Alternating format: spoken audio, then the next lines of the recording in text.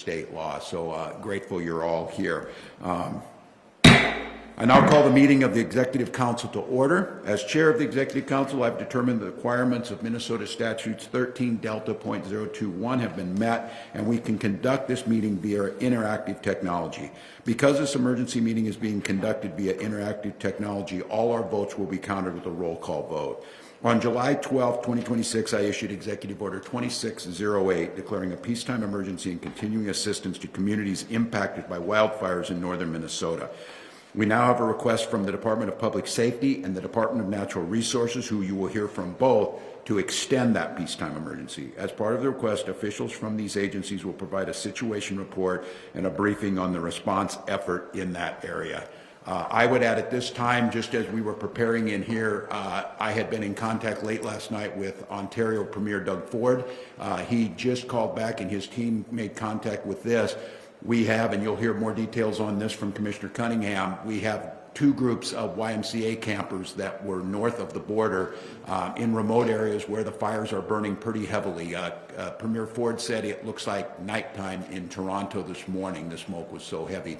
But I am pleased to report that that the first group will be out in the next hour. They have been spotted, and the Canadian Air Force is assisting in the extraction.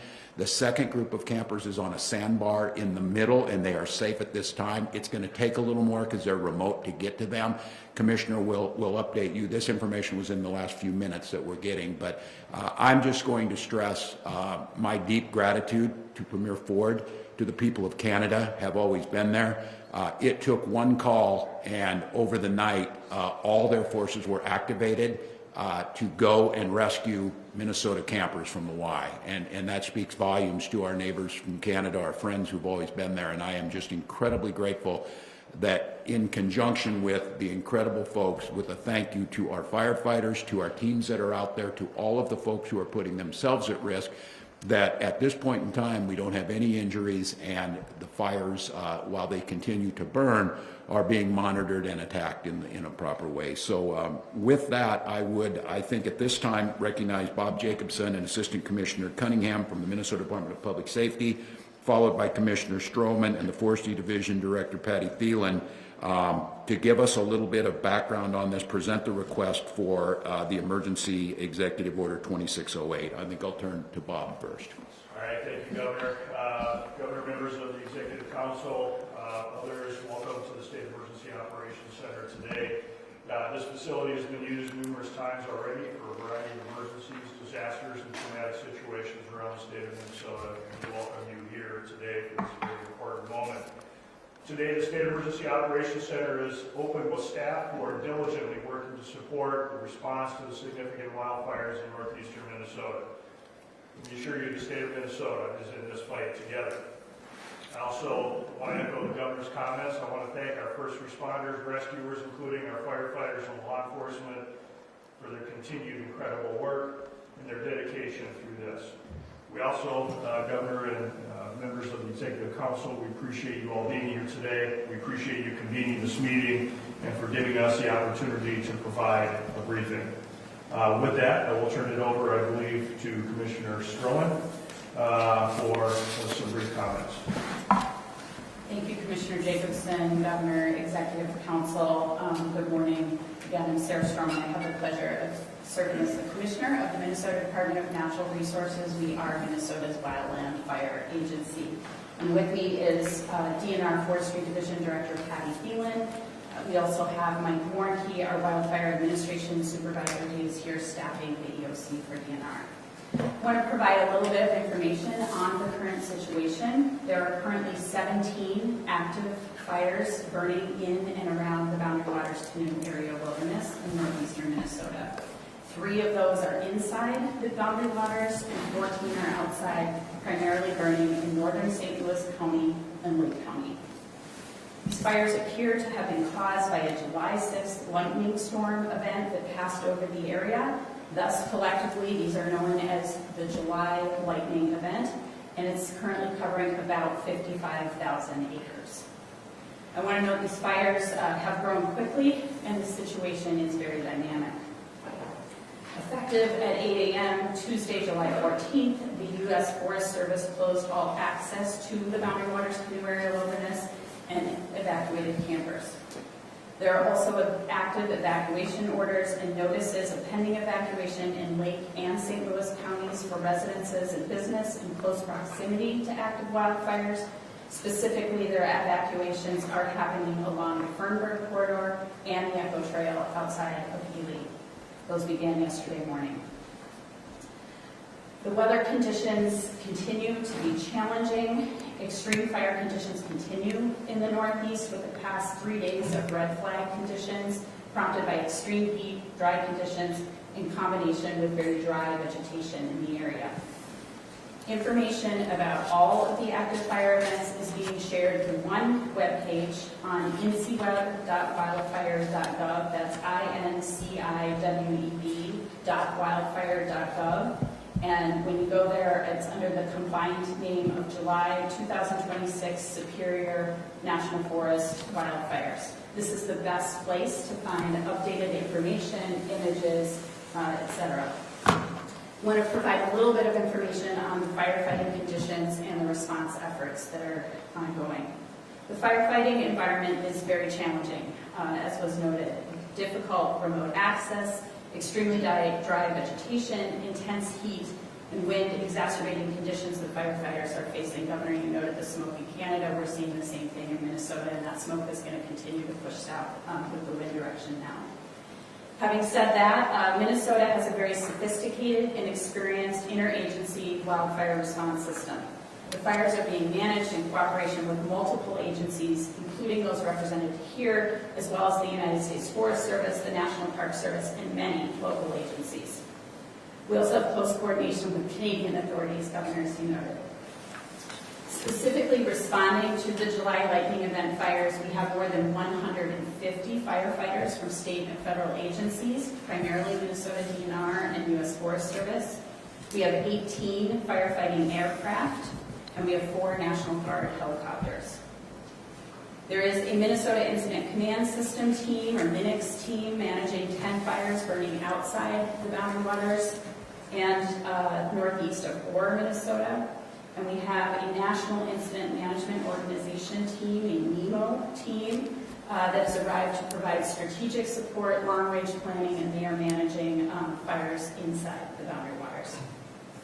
In addition, we have a complex incident management team that has been ordered to provide overall coordination and planning for all 17 fires in northern Minnesota, both inside and outside the WCA. That team is on its way. They are expected to be in place on Thursday and take command of the situation on Friday. I want to cover a couple notes on safety.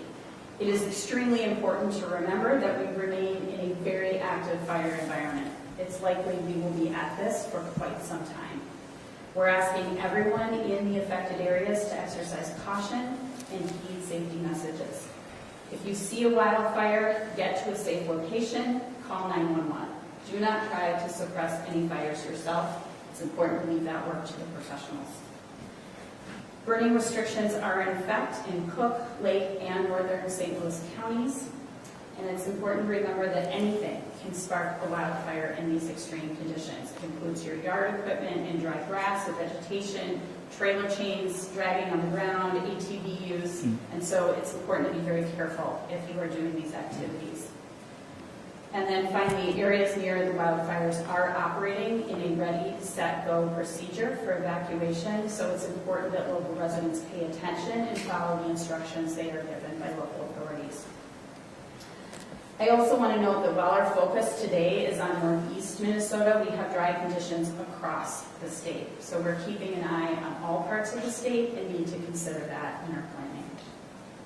Finally, I want to express great appreciation to our DNR, wildland firefighters, our partners in the Minnesota Incident Command System, the National Guard, and other state, local, and national partners. They are dedicated professionals and they are doing their job extremely well in very difficult conditions. I also want to thank members of the public for their support of our firefighters and their responsiveness in heeding the safety warnings and evacuation orders. As a result of this, there have been no injuries, no loss of life. I'll just conclude by saying again, the situation is very dynamic, so this update is current as of this morning, but conditions will continue to change. And we greatly appreciate the Executive Council's consideration of extending the peacetime emergency so we can continue this important work for Minnesota. Thank you, Commissioner. Maybe, Commissioners, before we go on, if there's any questions from the Executive Councils, Secretary Simon and Lieutenant Governor Flanagan, I believe we can see you, but if you have anything, maybe I'll turn to the two folks in the room to start with. If there's any questions of Commissioner Schroman. Yeah, you know, one of the things I saw was that we don't actually anticipate the fires to, thank you. I've seen reports that we don't anticipate the fires to actually go out probably till the snow in some parts of the boundary waters. Can you tell us how do we manage that, or what is that? What impact does that have? Yeah, that's a very good question, Auditor. The reality is that those fires within the Boundary Waters Canoe Area Wilderness are very remote areas. Our primary focus in wildfire response is to focus on life and property safety first and foremost. And so those fires that are in remote areas that are not threatening life or property, we can allow those to burn. We will monitor them very closely to make sure they do not pose safety threats, but because they are in remote, hard-to-reach areas, it is expected that, especially if they are in any fires in peat, that they may be for quite some time. Attorney General. Thank you, Governor. Can you share what the public can do to be helpful to this effort and what the public should maybe not do? Yes, Attorney General. Very important. The public can play a very huge role, number one, in preventing wildfire. So if you are a homeowner or a cabin owner in that wildland-urban interface, there are things you can do around your home to manage vegetation, make sure that manage vegetation in a way that does not foster further fire spread. And then a number of things I mentioned right now, conditions if you are mowing, if you are using your ATV, if you have a trailer, making sure that you are doing those activities in ways that are not sparking wildfire in dry vegetation. As I said, if folks see a wildfire, they should absolutely call 911. Do not try to put out fires yourself. Things are spreading very quickly. The winds are very high. Our professionals will manage that. And then lastly, it's really important to follow orders to pay attention to the fire conditions, especially if you are in one of those ready, set, go areas.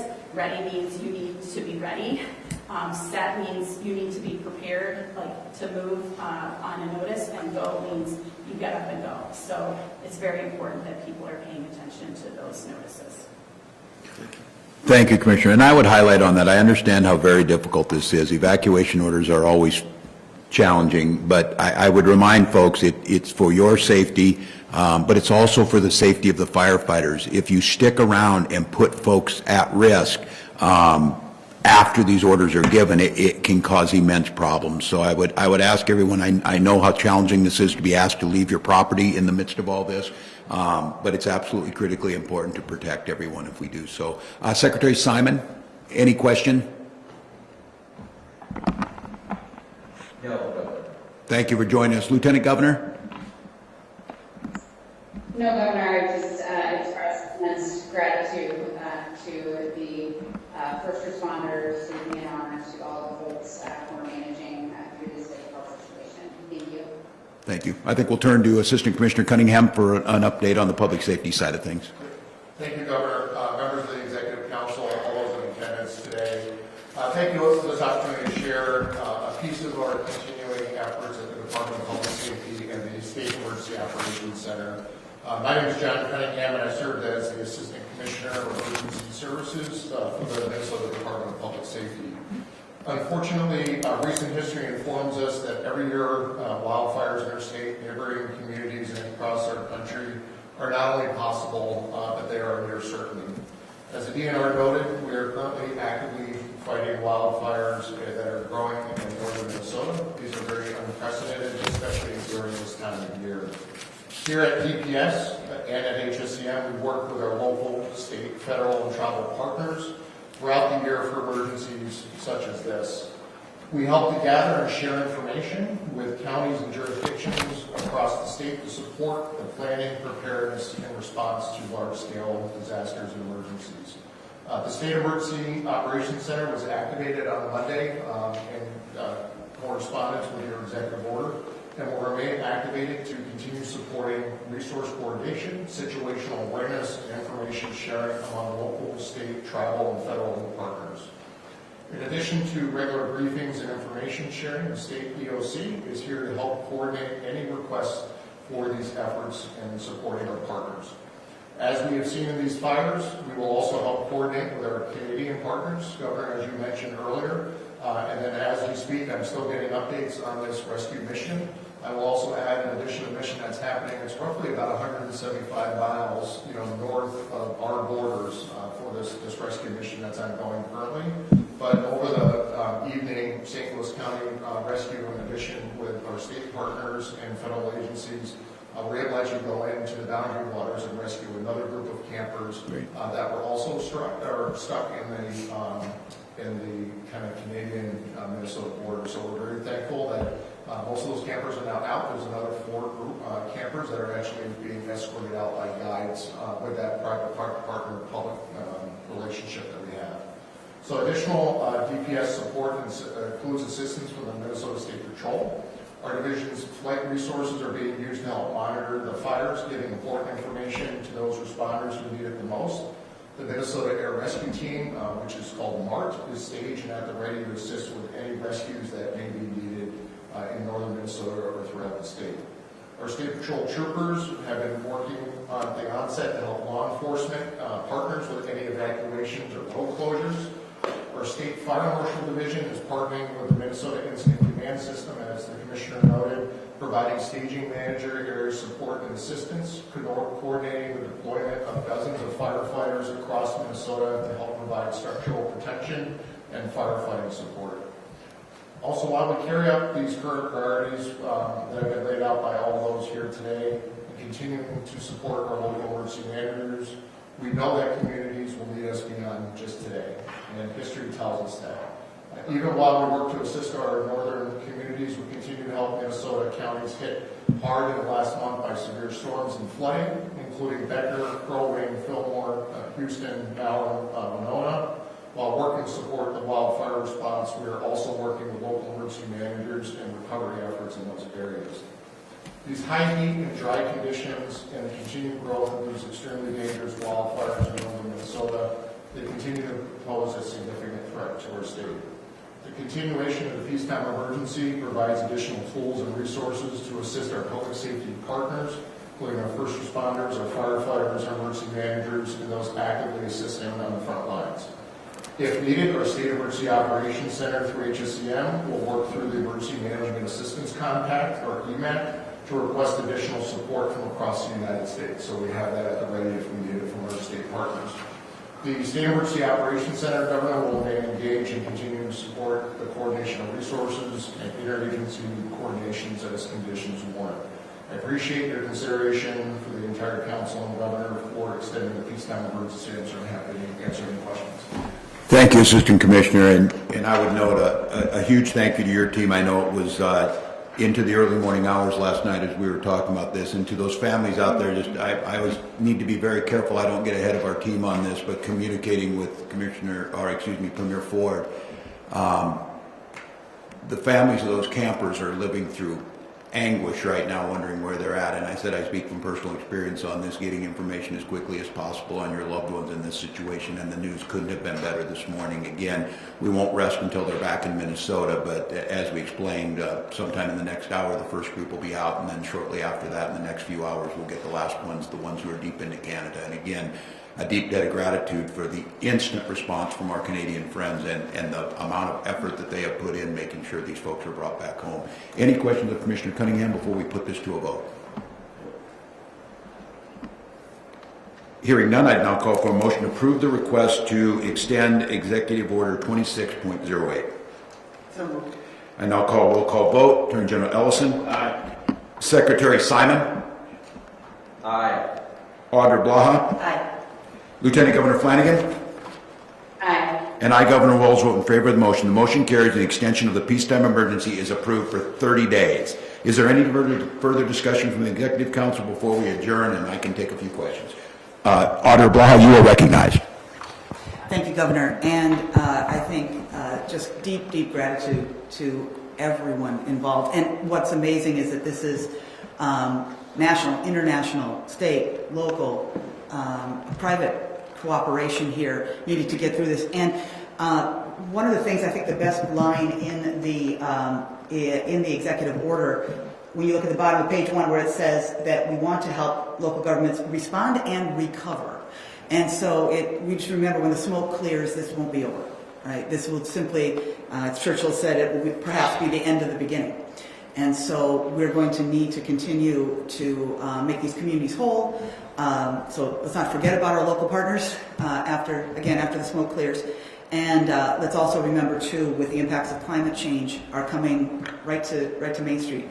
These are things that local governments spend a lot of time talking about now, and we're not going to be done. So we just have to be honest with ourselves and realize that this is going to be a new normal, and we need to prepare for it. So again, deep, deep gratitude, and let's show our gratitude by helping with the recovery as well. And that is appropriate. I put my signature this morning to the authorization for the disaster contingency account, which you will hear me continue to say is one of the smartest things that we have done. I'm grateful to the legislature who's done this. When I talk to other governors, they wish they had it.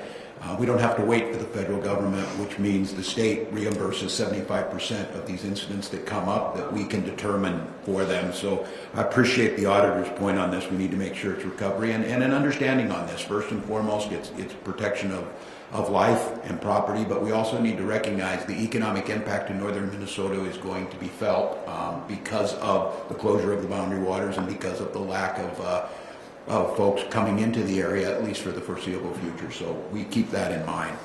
Any further questions? Governor, I'll just add my voice to those thanking first responders, great state agency cooperation, Department of Homeland, Department of Public Safety, DNR, federal partners, and of course our Canadian allies. And so we just recognize the professionalism that you all are approaching this with is how you approach so many issues, and this is just one more of them. So thank you very much. Any further comments from the Executive Council? Hearing none, I call for a motion to adjourn. I now call roll call vote of each member. Attorney General Ellison. Aye. Secretary Simon. Aye. Auditor Blaha. Aye. Lieutenant Governor Flanagan. Aye. And I, Governor Walz, vote in favor of the motion. This meeting of the Executive Council is now adjourned. Thank you. Appreciate it. Thanks, Auditor. I will stick around here for a little bit, and our team will stick around for the questions.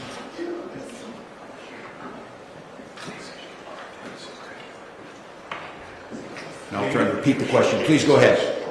Governor, could you talk, for those unfamiliar, about the disaster contingency fund? Yes. How that works and how that money is made available to look out? Yeah, the question was about the disaster contingency account, and what this is this was set up several years ago with the idea we would get these natural disasters, and they could have been things like snowstorms that collapsed a lot of milking parlors in southeast Minnesota. That was one we tended to do. The blowdown in Bemidji, flooding, different things. They don't reach the threshold for a disaster emergency at the federal level, but the costs are significant to the local community. So we have made the decision in Minnesota, and the legislature has done so, to fill an account with money that allows these counties or local entities to apply to the state for 75% reimbursement from these events. And this morning I approved several of them in counties that have experienced this throughout the early spring and summer. And we being the state, reimburse 75% of the cost. And a lot of it's cleanup. There were a lot of trees to pick up in Bemidji and things like that. It's smart. It helps show that we're in this together, and I think we all know each part of the state looks out for the other in a way. So that account has money in it. It was put back in again as the start of the new fiscal year on July 1st. So we've got money in that account, we'll use it for that, and it's for things that don't reach the federal threshold and we don't get federal reimbursement. The states and still help our local entities. It is just really smart. Governor, for the Conaway with WCCO, for that YMCA group, are you able to share a little bit more about where they're coming from within Minnesota? And to that end, is there anyone else that is, I know that you also mentioned that there's another group of campers that you're looking to get out. Have any of your offices heard of anyone who's missing at the moment? Anyone on accounting for? Yeah, John Cunningham, Assistant Commissioner, just to repeat the question, do we know where the campers are from, and is there anyone else that we know is missing at this time? So I think these campers are from throughout Minnesota. The group that's deeper into Canada, this is mostly teenagers that are more experienced campers, that this is a more advanced excursion that they were on. Most likely this, I hope, will be the excursion of a lifetime for them. But they're in the process of being evacuated back to the United States, and as the governor mentioned, that this has truly been an incredible partnership.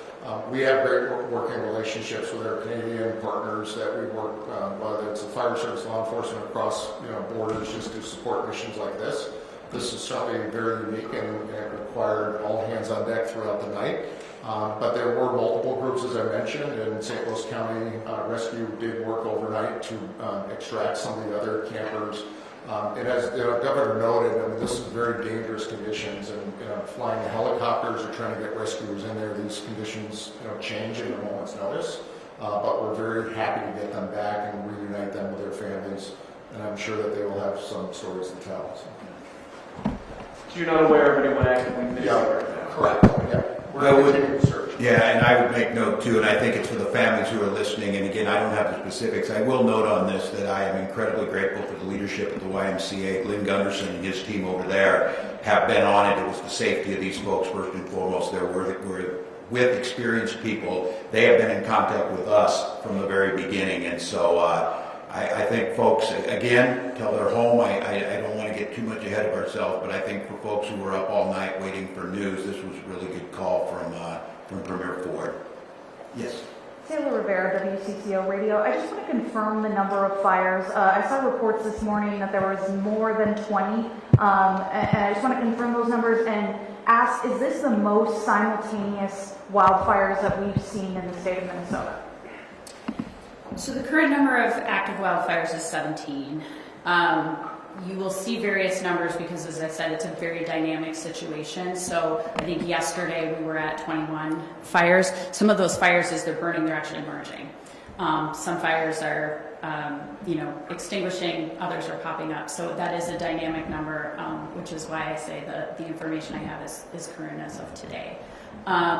In terms of the question regarding is this the largest number of fires burning at any one time, I would look to Director Thielen. There are a lot more fires than you think, and I think you'll hear that when you hear some. On a yearly basis, it's somewhat surprising to people. Sure.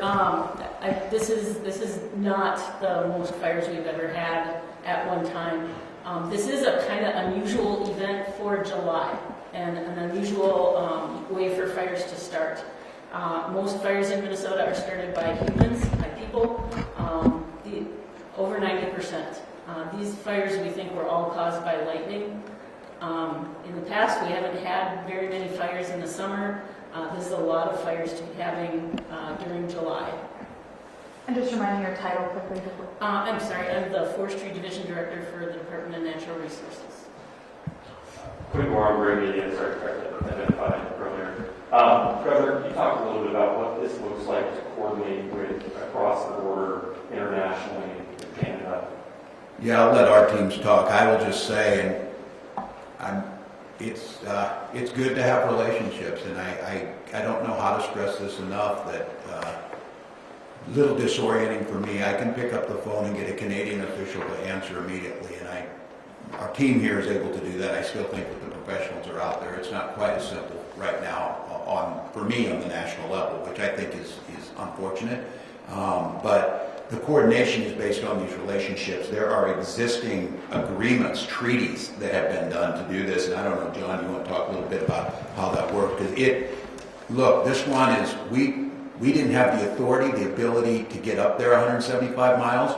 We needed the Canadian Air Force, and we needed all of their resources. And It took a text, an immediate call around midnight last night, and then a call this morning that from the premier to say, yep, we got it, we're on them, we got them out, we'll have them out for you.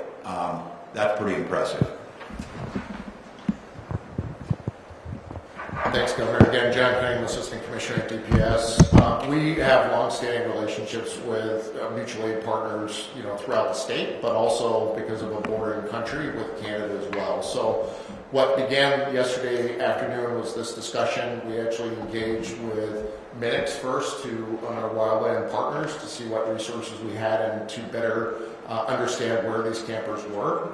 That then extended into the evening, and when we realized just the complexity of this rescue mission, we, as the governor mentioned, we reached out to Canadian leadership to engage at a higher level. At the same time, our Homeland Security Emergency Management Division works very closely with their counterpart in Canada. So those relationships have been long established. We regularly train with our Canadian partners, just like we do across the state and our state partners as well. So we do have those long-standing mutual aid relationships, and I know for the DNR as well that has existing mutual aid agreements with other states, other firefighting entities, as well as Canada. So we've exercised this. This is what we train for. This is why we have procedures in place and the relationships that exist. And it wasn't unfortunately that long ago that we were also recovering individuals that drowned in boundary waters, and that also was a relationship between the United States and Canada with the National Guard to assist St. Louis County Rescue in that mission as well. So we're very proud of those relationships, and we will continue those going forward. Yes.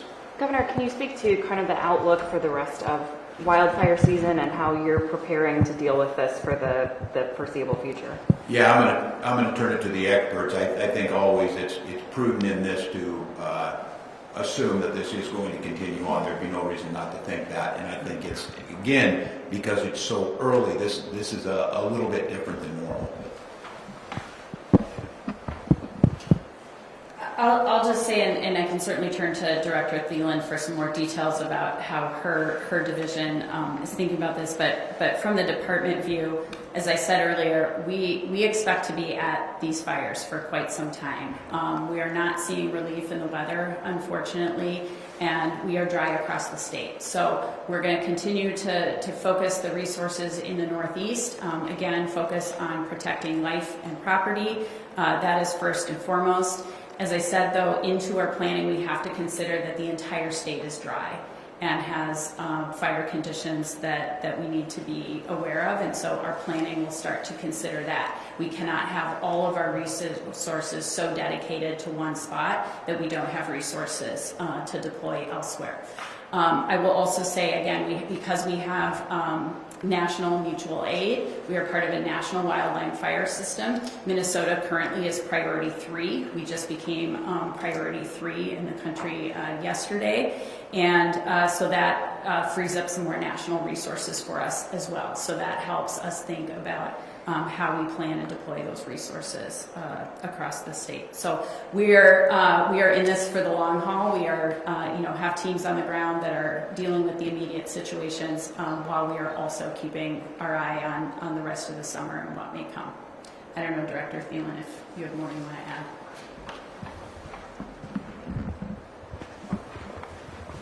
Sure, thanks, Commissioner. We don't have a crystal ball to be able to see the weather.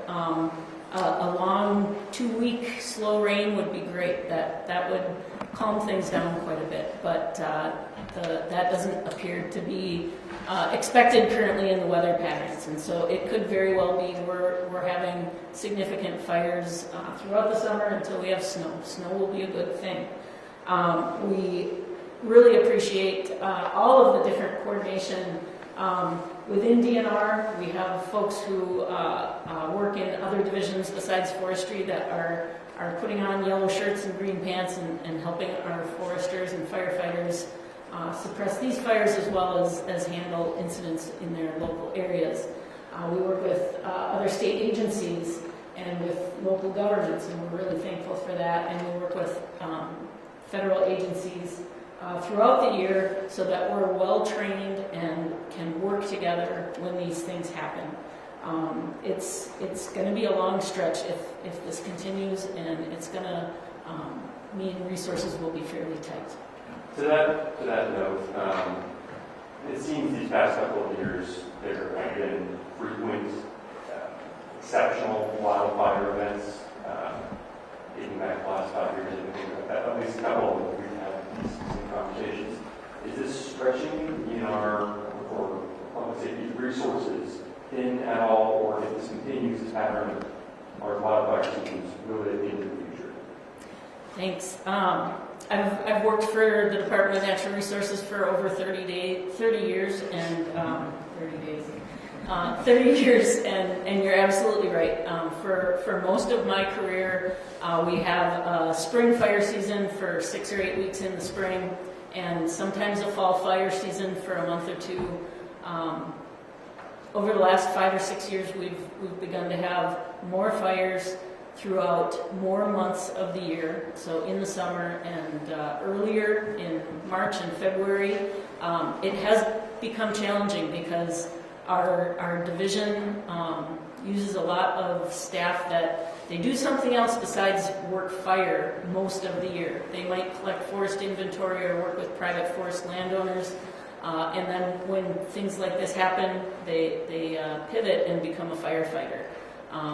To have this amount of work this much of the year, it gets to be stressful, and it's hard to ensure we have enough resources trained up to the levels that we need them to handle leadership positions in fire suppression. Is there any, for the layman, is there any guesstimate of we'll see containment at some time, or is it just too soon to tell on that?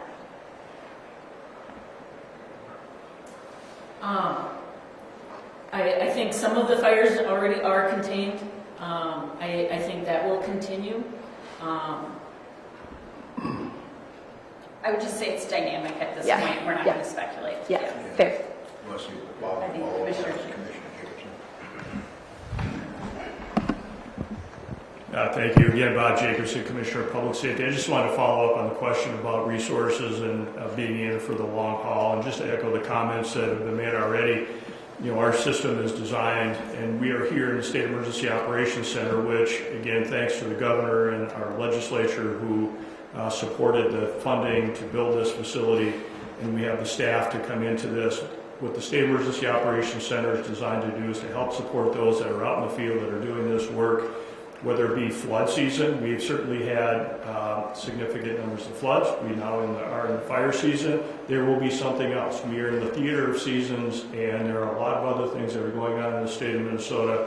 State Emergency Operations Center, the system that we're working under, is designed to make sure to take into account and to do our very best to make sure that we are staffed and ready to go for the long haul.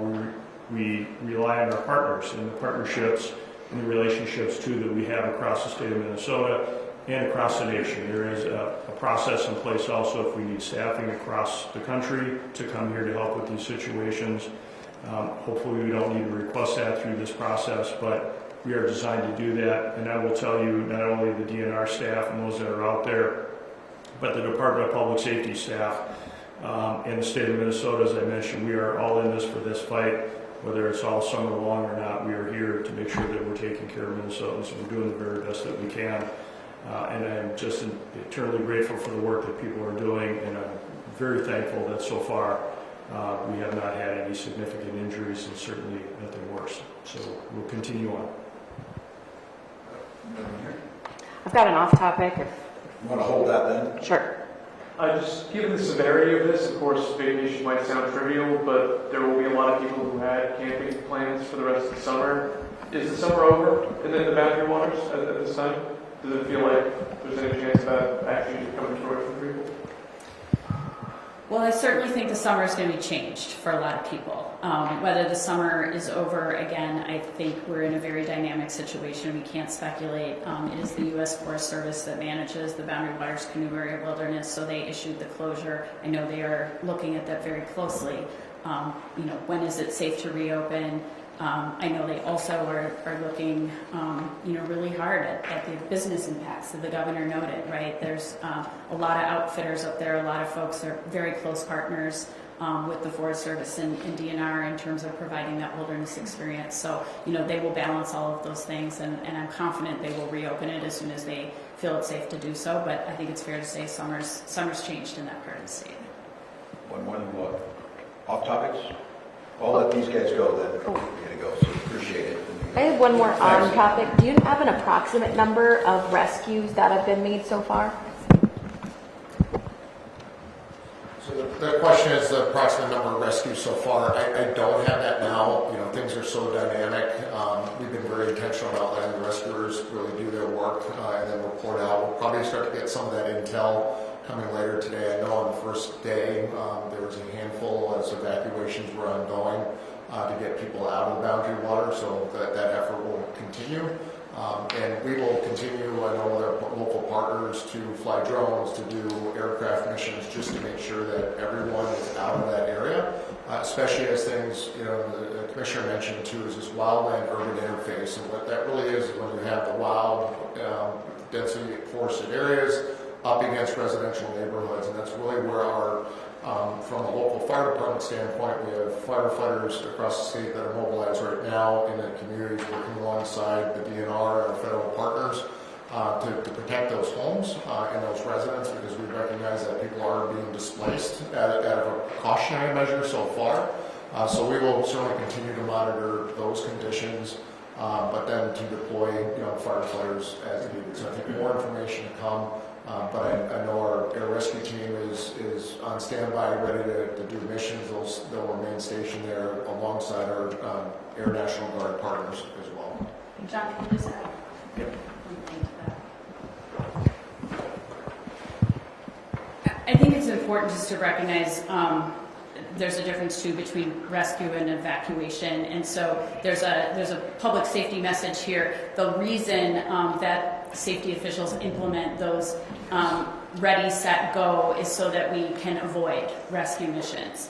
The goal is to give people notice, give people time to get out of the way of a wildfire, a dangerous situation before we need to go in and rescue. Obviously, the situation with these campers in Canada, they were so far in, fire changed very quickly. Ontario is also battling very extreme fire conditions. It was not that easy to evacuate. But I think it is, again, I just would like to repeat the plea for folks to very carefully follow those local instructions around the ready, set, go warnings so that we can evacuate people orderly and safely and avoid the need for rescue missions. Thank you all. Appreciate it. Governor, just two more questions. Yes. Governor, I wonder if you'd like to respond to the president's endorsement of Mike Lindell for governor. Well, it does not surprise me. As many of you heard me, been talking about this for quite a while. I think that is where the party's at with that, and the president wants loyalty. So, folks in Minnesota Republicans will respond on August 11th, I guess, and then everyone else will get a chance in November. So. Governor, there's now been 2 more deadly shootings with ICE where body cameras were involved elsewhere in the country. It's been about 5 to 6 months since then. Secretary Kristi Noem promised that body cameras would be coming to the Minnesota field office. Any communication with them? Do you know that's true? Yeah, no, not at this time. And I would, again, I'm going to reiterate a thanks to Attorney General Ellison, who was just here, and to Mary Moriarty over in Hennepin County prosecutors. So appreciate their leadership on it. Look, this issue of body cameras, we've allocated a lot of money to that agency, and it was a requirement for them to have body cameras. It's something I was passionate about. Our public safety folks were passionate about. Commissioner Jacobson was passionate about, because he knows his folks are doing right, and he wants that on camera. And we wear them, we turn them on, they're on all the time. So I think the good news is we're getting a little bit of cooperation, but this many months later, I don't know how that will necessarily impact those investigations into the deaths of Renee Good and Alex Preddy and the shootings of others. I do know that apparently that DHS approached it differently in Maine. I was on the phone the other night with Governor Mills, And the way she understood it is her teams were on the crime scene, as it should be and as it's always been, simultaneously investigating it. But at this time, no, we've got nothing more. I do believe that we are back in position, are in possession of the vehicle, some of those things, but I haven't heard anything more. And again, I think for the public to know, it's just trying to find the truth. It's not anything more than that, and it's the long-standing procedure that we work hand in hand with these, and especially where there's an officer-involved shooting. The gold standard is the BCA, and to not have the BCA involved in that investigation just undermines this pursuit of justice. Okay, thanks. Thanks all. Appreciate it.